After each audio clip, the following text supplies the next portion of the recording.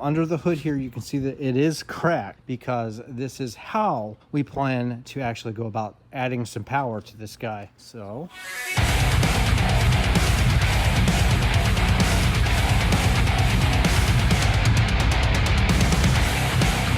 what's up, everybody? Welcome back to the channel. Today in this video we're going to talk a little bit more about boost, the direction in which we're going to go. Hopefully by the end of the month we will have pulled the trigger on something, but here we go. All right, so yes, we have my car Carnage here, 2019 Mustang GT, full bolt-on minus the intake. We did have to pull it off to make room for boost since we won't be able to use that.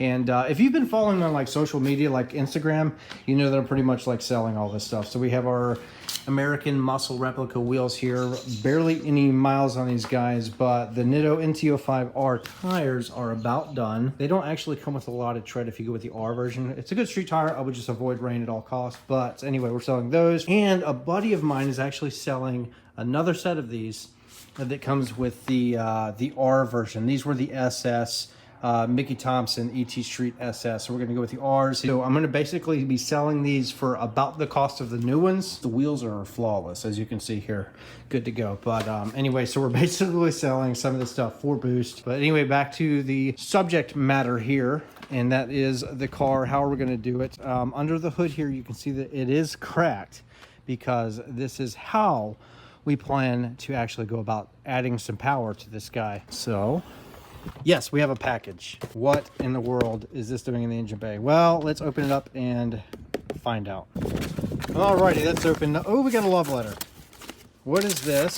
Handwritten. Let me know in a text if you haven't talked about, by the time you read this, what color stickers, what size, and then there anything else. Wow, look at this. Boost.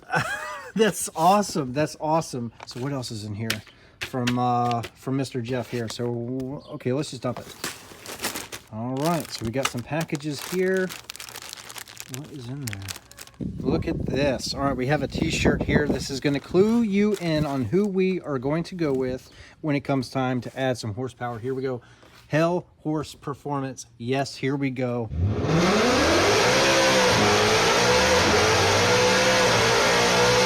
Thank you so much, Hell Horse Performance. Links in the description for their products. They actually make some really cool stuff, like the digital dash that we have in like the 18 and 19s. They make kits for that. So we have some more shirts. We have some business cards here. Excellent, awesome stuff. Hell Horse Performance. Awesome guys. I've actually been in talk with Jeff and the staff over there constantly over the past 2 weeks, trying to figure out a plan on what we're going to do to the car. All right, guys, so if you haven't caught on, this is basically just an update video to the last one. I actually said that we are going to introduce forced induction to this car here in the not so distant future, but there's a lot of moving pieces, a lot of things have to be done, and most of all, which direction do we go? Do we go with a centrifugal blower, or do we go with some kind of a top mounted blower? And that really leaves about 3 options. If you go top mount, you have the new VMP Gen 3R that is coming out. A lot of you guys in the comments have been talking heavily about that, but I kind of want to honestly just leave that to Stang Mode. He is VMP sponsored. I'm not. I kind of want to just leave that one alone. That leaves honestly Whipple, or do we want to go with the new Edelbrock? Single turbo is an option, or twin turbo. But the reason I think that we're not going to go that route is because we have the Corsa headers. We have their double X pipe on the car with the active exhaust back there, and it sounds absolutely great. We do need the Corsa mufflers back there, so that might be coming in the near future, but that really just leaves centrifugals. So we do a Paxton, or do we do a Vortec? My state of mind right now is I'm thinking not. I think we're going to go with either a Whipple or the Edelbrock. Believe it or not, most of you are saying Whipple. Now, do we do a Whipple stage 1 and build from that and make a lot of content? Do we do an Edelbrock stage 1 and make a lot of content? Or do we just go right for the stage 2, which is the cheaper way to do things, and just run the car on 93 pump gas before we get a fuel system, because we need that too. We also need axles, we need a drive shaft. There's a lot of things that we need to do to start this build before we get crazy in the horsepower, but 93 pump gas is pretty safe. Now, Whipple has a proven track record. They make a ton of power. Now, the Edelbrock is yet to be proven. So far, it is making a name for itself. It is also, it's like I said, it's the new kid on the block. So do we want to go with something that's tried and proven, tested, all of that with the Whipple, or Do we want to, as we got a washed out car over here, there we go, or do we want to go with something that is a little bit newer, and that is the Edelbrock, and just tell the story? Do we want to start with stage 1 and piece together stage 2, build a fuel system, and eventually add E85? Or do we want to go stage 2 on whichever one right off the bat on 93 gas and tell the story that way? Because honestly, most people that are going to run forced induction on their 1819s or really any of their Mustangs are probably going to save up for stage 2. It's a little bit cheaper if you go right for the stage 2. You save money in the long run. Price difference is a couple grand, but if you just piece them together, it can be much more expensive. So what do we want to do? Yes, we want power, but we want to be able to tell the story too. So I'm really asking you to let me know in the comments, what would you like to see, if that makes any sense? Because not everybody can afford a stage 2. So maybe we do a stage 1, just build the story and then see how things go. Or do we do what most people will do and go right for the stage 2 on 93? Because there is still going to be a story there as well, because we're going to follow it up with dynos. We're going to build a fuel system. We're going to put it on the track. But I think at this point, it will be between a Whipple and the Edelbrock. Both kits look good. They look very promising.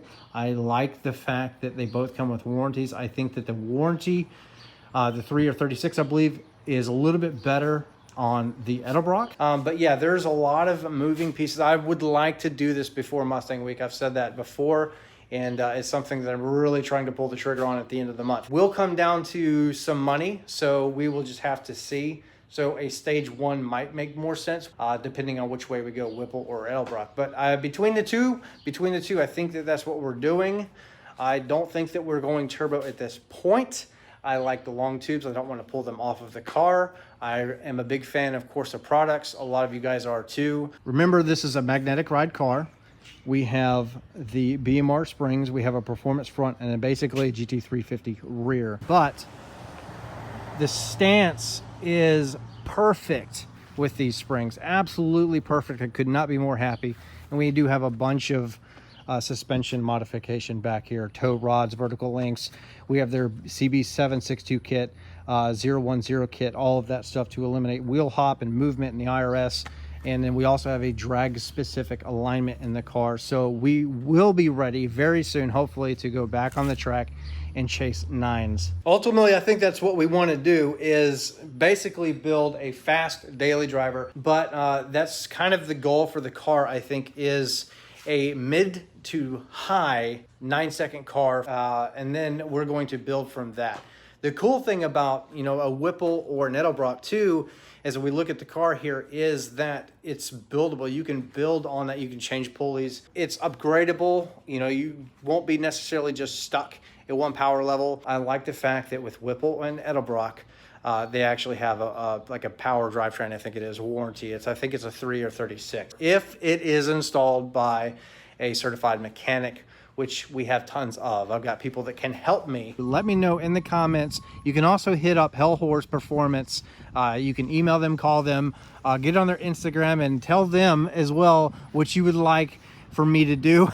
So we kind of have like a little bit of a vote going on right now, because honestly, I'm a little bit torn between the two. I think that I would like a little bit more low end power versus chasing it up top, even though the daily drivability of a centrifugal would probably be a little bit easier to deal with. But we do need to go to probably a 315 rear gear. We do need axles, we do need drive shaft. So there's a lot of things that need to happen to chase power. But from the start, honestly, I would like to see somewhere around the ballpark of 700 wheel, and then work our way up from that. I'm not sure that a stage 1 in any direction is going to get us there on 93 gas. I really think that we need to just go for the stage 2, but thank you so much, Hell Horse Performance, for working with me. Let's come together. Let's make this happen. Yeah, I'm excited, and I know you guys are too. They're big fans of the channel. I want to say that too. They're big fans of the channel. They understand the YouTube stuff, the YouTube life. Anyway, so yep, just an update video, and let me know again in the comments what you think we should go with, because a lot of you guys are fans of this car, but we want to play it safe. We want to do it right, and then be able to grow and tell a story with the car. The car is basically a mascot. The name of the car is Carnage, yes, and it's going to be on the channel for a long time. It's not going anywhere. But yeah, guys, that's basically it. I'll see you guys in the next video. Again, let me know in the comments what you think, between Whipple and Edelbrock, because I think that basically it's a toss-up tie between the two. So other than that, I'll see you later. Be safe on the roads. Until next time.